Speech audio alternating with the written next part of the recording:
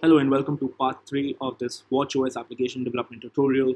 We have already set up our UI and made our network call.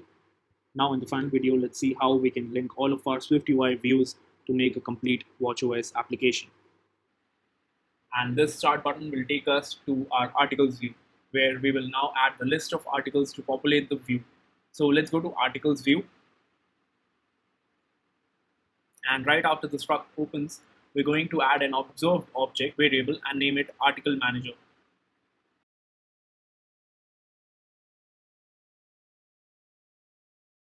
So we have made this as an instance of article fetcher. With this, we can trigger the article fetching from our view and also access both the list of articles and the possible errors that can be displayed. So let's add an onAppear modifier to our vertical stack, which will let us execute the function when that component appears on the screen.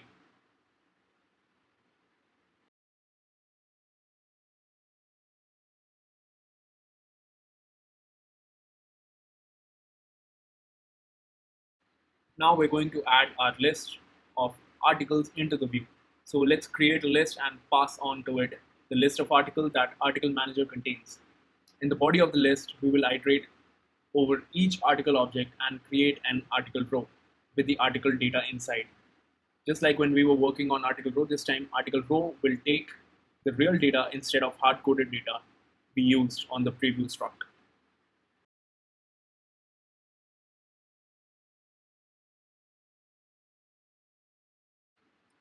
We're going to add some UI elements to catch errors and provide an option to let the user try to fetch the article again. So for that, we're going to add an if statement right under our first text element. That statement will check for the value of fetch error, which will be false until an error comes up. If fetch error is true, that means an error has occurred while trying to fetch the article. So we'll add a text element in there to tell the user that something has happened.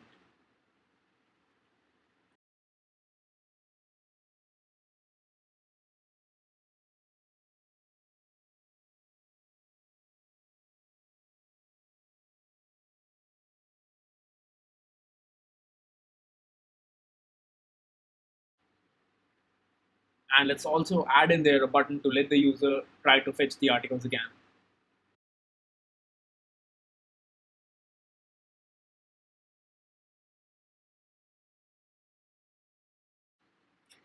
Now let's go into article fetcher.swift file and we'll switch the value of fetch error to true so that we can check how our error message looks like in the preview.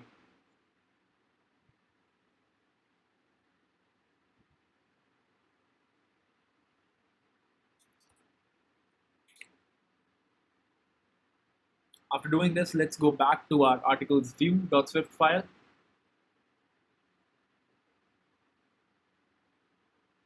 and let's remove the first text element that contains the article's text since it's no longer needed and is somewhat redundant.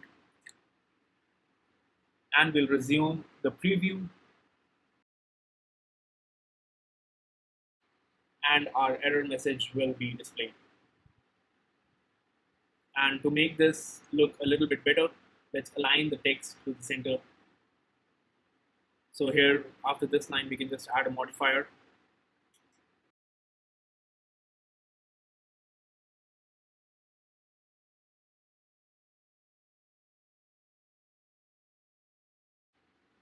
So let's go back to our article fetcher.swift file and turn the fetch error back to false.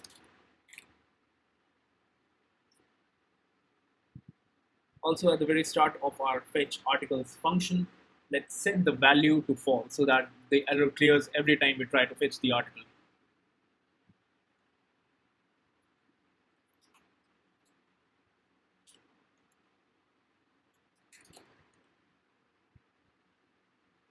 Now we're almost there. The last step will be creating a detailed view so we can tap on our article and see them in detail. And we will be ready to wrap this up and push our app to our Apple Watch.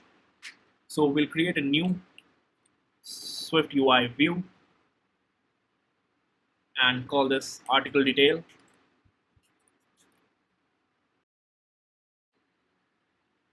So same as article row, we'll require an object article here. So let's create a variable for that. And again, we can use the same object that we had created in the article row file, and we can copy it here. Now we'll just replace hello world by article.title,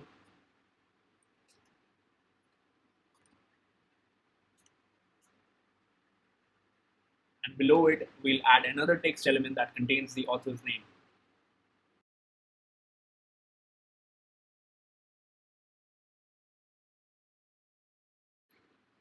So let's wrap everything inside of a vertical stack,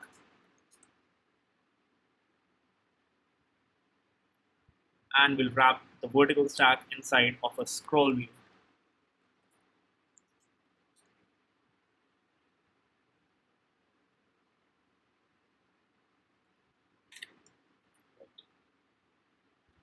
We can change the font of our article's title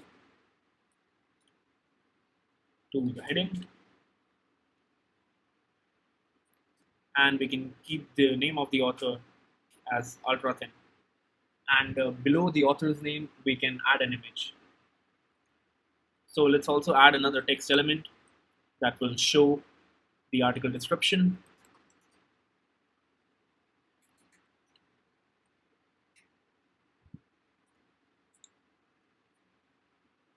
I'll keep its font as caption, and we'll actually have to change this variable to article detail.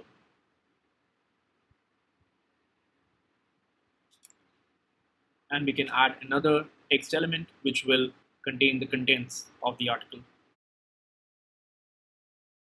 Great, now this looks good. And I'll just add a divider between this.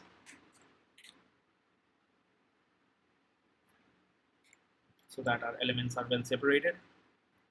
And after that, we'll also add the publishing date of the article.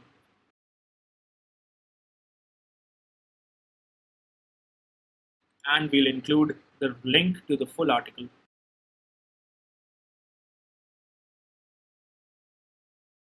Now for the final act, we're going to link the article row view to the article detail view, and we will have completed the app. So let's go back to the articles view.swift file, and on the list of the articles, we'll wrap the article row inside a navigation link, and let's set the destination to article detail while providing the same article we provide to the article row.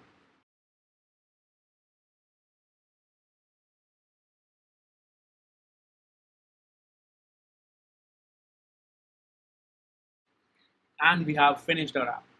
So you can get your Apple Watch and plug it in, and we can run our application. So one last thing before we run our app is we'll go to info.plist,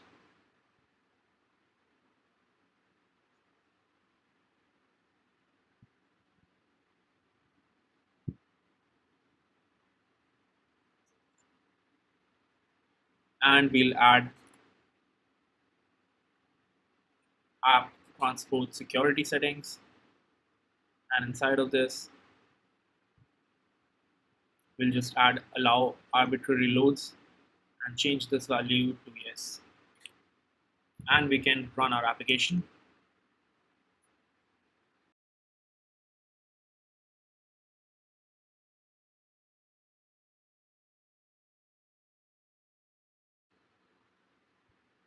And our application is running. We can try this out, and we can tap on any article to expand this.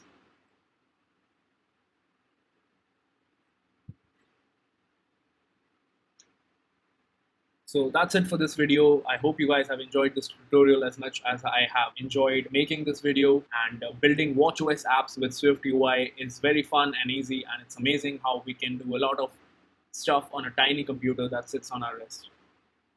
So if you guys have time, you can definitely try to expand this, add some more text elements to it, and perhaps alter the order of the text elements, and keep experimenting with this. Thank you guys for watching, and I'll see you in the next one.